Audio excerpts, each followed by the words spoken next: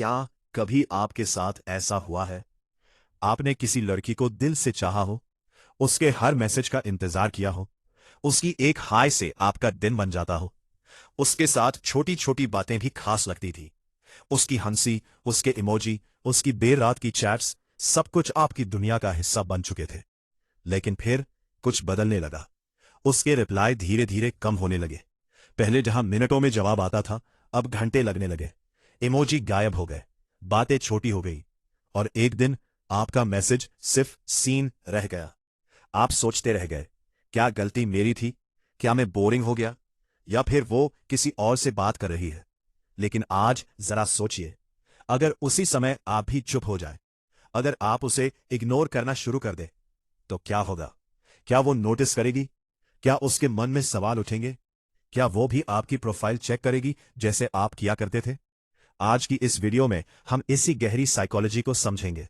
गए तो आप सिर्फ एक लड़का नहीं रहेंगे, आप बनेंगे एक स्टोइक मैन, जो किसी के पीछे नहीं भागता, बल्कि ऐसा बन जाता है कि लोग उसे खोने से डरने लगते हैं। और आप देख रहे हैं Ajit Bhai, part 1, women notice more than they admit. जब कोई लड़का अचानक किसी लड़की को इग्नोर करना शुरू करता है, तो लड़की के लिए वो सिर्फ खामोशी नहीं होती, वो एक बदलाव होता है।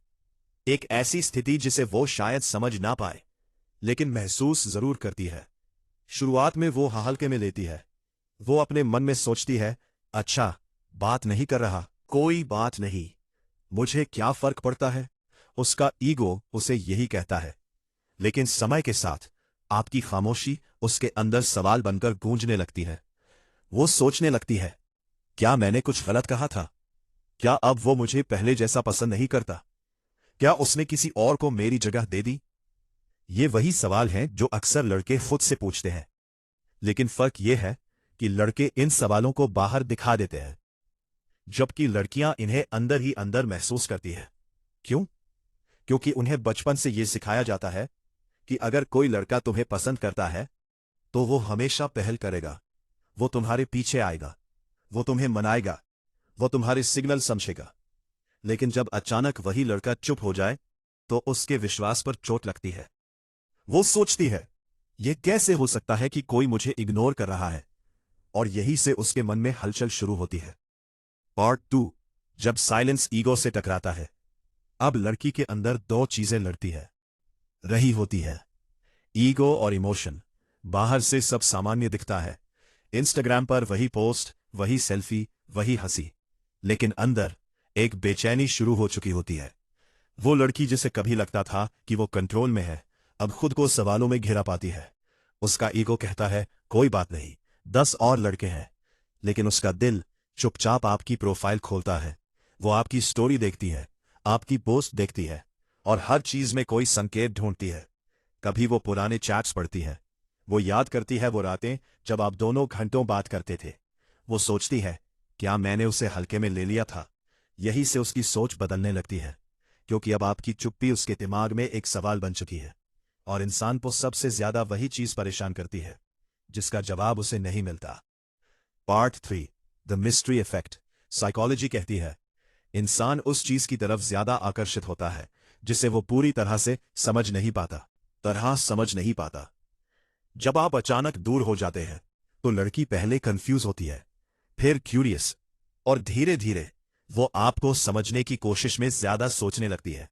क्योंकि हर लड़की के मन में एक सवाल होता है, क्या मैं उसे वापस अपनी तरफ ला सकती हूं? यह हमेशा प्यार नहीं होता, कभी कभी यह सिर्फ ईगो होता है। वो खुद से साबित करना चाहती है कि कोई उसे नजरअंदाज नहीं कर सकता, और यही से खेल बदल जाता है। पार्ट 4, स्टोइक मैन की असली ताकत। एक आम लड़का क्या करता है? जब लड़की इग्नोर करती है, तो वो बेचैन हो जाता है। वो मैसेज करता है, क्या हुआ? तुम नाराज हो? मैंने क्या गलत किया? लेकिन एक स्टोइक मैन ऐसा नहीं करता। वो जवाब मांगने के बजाय खुद पर काम करना शुरू कर देता है। वो जिम जाता है, वो अपने लक्ष्य पर काम करता है, वो अपने जीवन को बेहतर बनाने लगता है।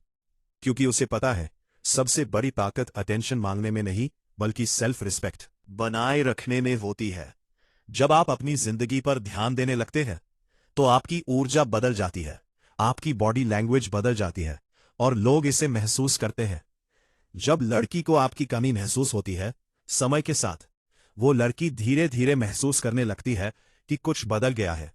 वो नोटिस करती है आप अब पहले जैसे नहीं रहे, आप उसे चेस नहीं कर रहे, आप अपनी जिंदगी में व्यस्त है।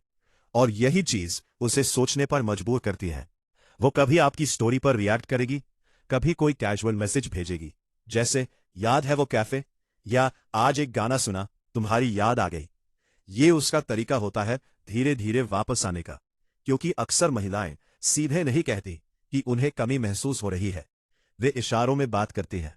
असली परीक्षा यही होती है। अब सवाल ये नहीं है कि वो वापस आएगी या नहीं, सवाल ये है आप क्या करेंगे।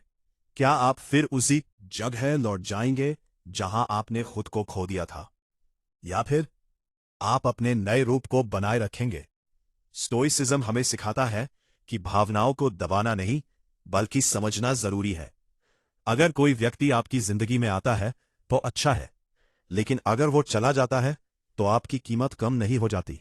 फाइनल मैसेज, याद रखिए, सच्ची ताकत किसी को हराने में नहीं होती, सच्ची ताकत खुद को बेहतर बनाने में होती है।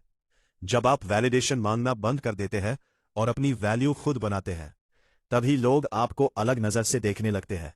और कभी कभी वही लोग जो आपको नजरअंदाज करते थे, एक दिन आपकी कमी महसूस करने लगते हैं।